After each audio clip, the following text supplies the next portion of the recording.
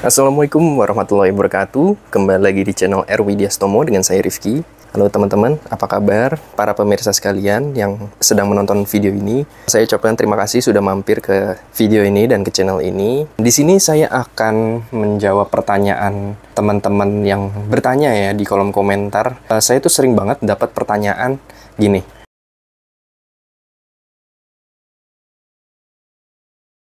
Bang, perpindahan gigi depan saya itu nggak bisa untuk naik ke gigi yang paling besar. Perpindahan gigi depan sepeda saya itu nggak bisa untuk pindah ke gigi yang paling besar, teman-teman. Atau chainring terbesar. Kita sebutnya ini chainring ya, teman-teman, bukan crank.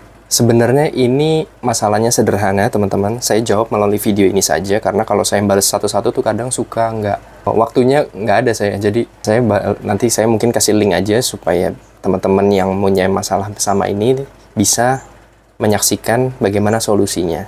Jadi seperti ini ya, ini kalau dipindah ini sangat lancar teman-teman. Sebelumnya juga kesusahan untuk naik ke gigi besar. Nah, jadi banyak yang punya masalah FD-nya itu nggak bisa naikin rantai ke gigi paling besar. Sebenarnya masalah itu aja. Nah, di sini ada dua penyebab.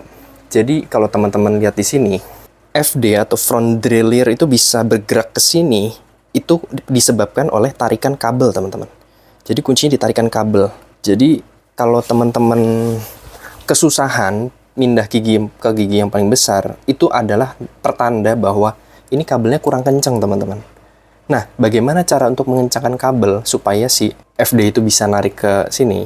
Itu bisa dengan bantuan tang, teman-teman. Jadi sepas si FD pada posisi yang relax. Jadi seperti ini, posisi relax itu tidak ada tegangan. Ini posisi relax karena giginya triple chainring. Dia di posisi relax itu di gigi yang paling rendah, teman-teman, yang chainring yang paling kecil.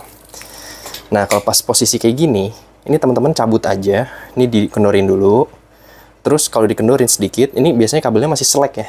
Slack tuh dalam bahasa Indonesianya bukan slack tuh dalam arti masih kendor. Nah, ini teman-teman bisa dikendorkan. Terus ini yang sebelah sini, ini tarik aja pakai tang. Tarik yang kenceng sampai ini agak tegang, sampai tegang justru. Nah, habis itu ini dikencangin lagi. Nah, jadi ini saya kasih peraga ya. Kalau misalkan dia nggak mau naik ke gigi terbesar, itu karena kurang tegangan. Nah, ini kalau saya tarik dorong aja, ini FD-nya berpindah. Nah, gitu teman-teman. Jadi sebenarnya sesederhana itu prinsip perpindahan gigi FD dan RD sebenarnya. Jadi pada tegangan ya. Nah, ini saya dorong ada tegangan dia. Nah, itu yang pertama teman-teman. Penyebab pertama kekurangan tegangan. Nah, yang penyebab kedua adalah dia nggak bisa pindah ke gigi paling besar. Itu karena baut H-nya itu terlalu kencang, teman-teman. Nah, baut H itu di sini, teman-teman, posisinya letaknya. Biasanya baut H-nya itu terlalu kencang, teman-teman. Jadi, gunanya baut H sama L ini adalah untuk melimit, teman-teman. Jadi, kalau misalkan dia nggak bisa ke gigi terbesar, FD-nya itu apa ya, ke bahasa ininya, bahasa sederhananya, travelnya itu jarak bisa berpindahnya itu cuma terbatas, teman, kalau kita terlalu kencang baut H-nya.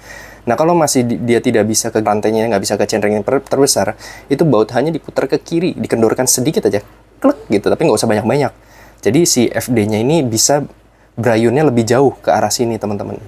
Nah, percuma tegangan kabel sudah kencang, tapi kalau misalkan baut H-nya itu terlalu membatasi pergerakan si FD-nya nggak bisa jauh, nah itu percuma, teman-teman. Jadi baut H-nya itu harus dikendorin. Itu masalahnya cuma dua itu aja sih, teman-teman. Seharusnya pasti bisa kalau setelah itu kabelnya dikencengin sama baut H-nya dikendorin. Pasti bisa ke gigi paling besar. Mungkin itu bisa menjadi acuan ya, teman-teman. Dicoba dulu aja. Kalau misalkan berhasil, nanti tulis di kolom komen. Tapi kalau misalkan belum berhasil, ya nanti tulis di kolom komen juga. Nanti saya bantu lagi. Tapi harusnya sih pasti bisa. Nah, untuk men-setting FD itu juga nggak butuh harus jago kok dalam hal perbaikan sepeda. Butuh latihan aja sih sebenarnya. Nanti lama-lama dapat kok feel-nya. Nah, ini bisa sebetulnya buktinya. Bukan karena saya jago, tapi saya mau belajar, teman-teman. Kuncinya sih situ sebenarnya. Kalau teman-teman mau belajar cara men-setting FD, tahu cara mekanisme ini bekerja seperti apa, pasti teman-teman nanti paham, akan menjadi ahli di situ. Oke teman-teman, mungkin itu yang bisa saya bagikan. Semoga bermanfaat. Kalau ada yang kurang jelas juga teman-teman bisa langsung aja tulis di kolom komentar. Insya Allah saya akan membalasnya. Oke, sampai jumpa di video selanjutnya. Assalamualaikum warahmatullahi wabarakatuh.